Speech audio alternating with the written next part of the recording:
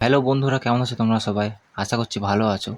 তো দেখো, আজকে আমরা কি শিখব যে এক এক কেন মৌলিক বা যৌগিক সংখ্যা কোনোটিই নয়।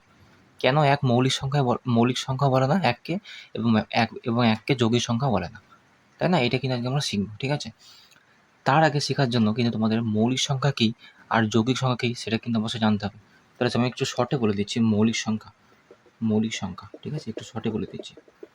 তাহলে মৌলিক সংখ্যা কোনগুলো বলবো? মৌলিক, ধরো এক্সাম্পল কী জানি? 2 জানি, 5,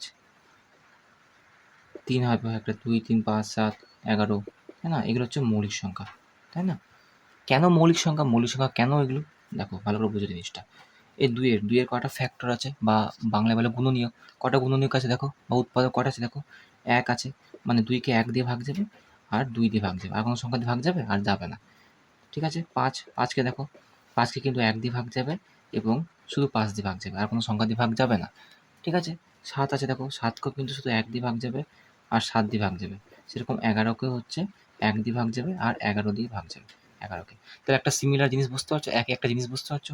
তাহলে মৌলিক সংখ্যা তাকে বলবো যার মাত্র 2টি কি আছে? গুণনীয়ক আছে বা উৎপাদক আছে, এবং সেই 2টি গুণনীয়ক কী কী? একটা হবে 1 হবে, কারণ 1 তো সব সংখ্যা দিয়ে ভাগ যায়, এবং সেই সংখ্যাটাই, যেমন 2কে 2 দিয়ে ভাগ যাবে, 5কে 5 দিয়ে ভাগ যাবে, 11কে 11, 7কে 7 দিয়ে ভাগ যাবে। তাহলে 1 এবং সেই সংখ্যাই, তাই না? 2টি মাত্র উৎপাদক, তাকে বলবো মৌলিক সংখ্যা। আচ্ছা, এবার যৌগিক সংখ্যাটা এখানে বুঝে নিচ্ছি, শর্টে একদম বলে নিচ্ছি। যৌগিক সংখ্যা, যৌগিক, তাই তো? যৌগিক সংখ্যা কোনটা হবে, তাই না? কোনটা? ধরো আমি 4 নিতে পারি, ধরো 4 নিলাম, 4 নিতে পারি, ধরো 6 নিতে পারি, 8 নিতে পারি, এগুলো নিতে পারি, তাই তো? তাহলে 4-এর দেখো কটা উৎপাদক আছে দেখো তো? 4কে 1 দিয়ে ভাগ যায়, 2 দিয়ে ভাগ যায়, হ্যাঁ 2 দিয়েও ভাগ যায়, 3 দিয়ে যায় না, আবার 4কে 4 দিয়ে ভাগ যায়, তাহলে 1, 2, 4 এটা।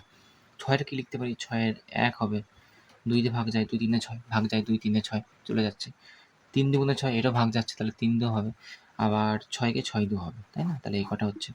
8-এ দেখো তো কী হচ্ছে? 8কে 1 দিয়ে ভাগ যায়, 2 4 8, 2 দিয়ে ভাগ যাচ্ছে, 3 দিয়ে ভাগ যাচ্ছে, যাচ্ছে না, তাহলে 4, 3 উৎপাদক হবে না, 4 দুগুণ 8, 4 ভাগ যাচ্ছে, 5 6 7 এবং আবার 8 হবে, তাই না? তাহলে 1 2 4 8।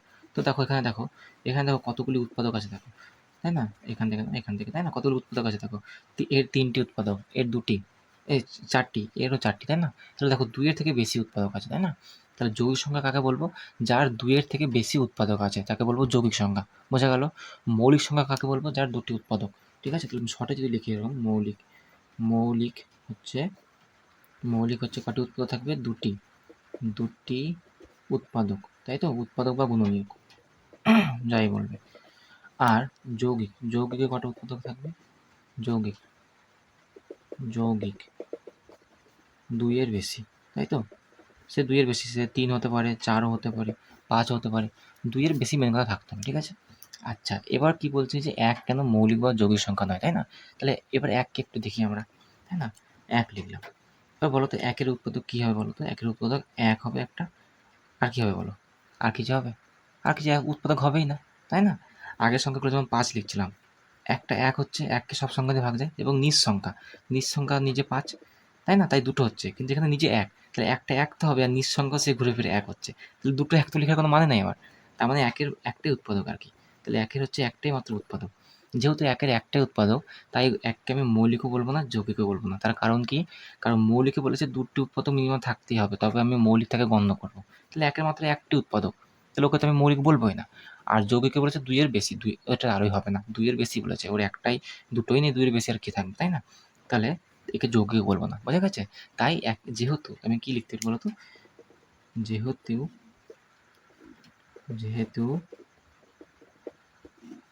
একের একের একটি মাত্র উৎপাদক, তাই না? একটি মাত্র উৎপাদক, তাই এইটি মৌলিক বা যৌগিক, ঠিক আছে? কোনোটি নয়, কোনোটি নয়, ঠিক আছে? ঠিক আছে? আশা করছি বুঝতে পেরেছো। তাহলে 1 কেন মৌলিক বা যৌগিক সংখ্যা কোনোটি নয়, আমি কিন্তু খুবই বিস্তারভাবে কিন্তু কারণ কিন্তু বুঝিয়ে দিলাম, ঠিক আছে? তার সঙ্গে কিন্তু মৌলিক সংখ্যা কাকে বলে, যৌগিক সংখ্যা কাকে বলে, সেটাও নিশ্চয়ই বোঝা হয়ে গেছে, ঠিক আছে? তো চলো এই ছিল আজকের ভিডিও। যদি ভালো লাগে ভিডিওটা অবশ্যই কিন্তু লাইক শেয়ার সাবস্ক্রাইব করে দিও। ঠিক আছে? তো চলো, থ্যাংক ইউ।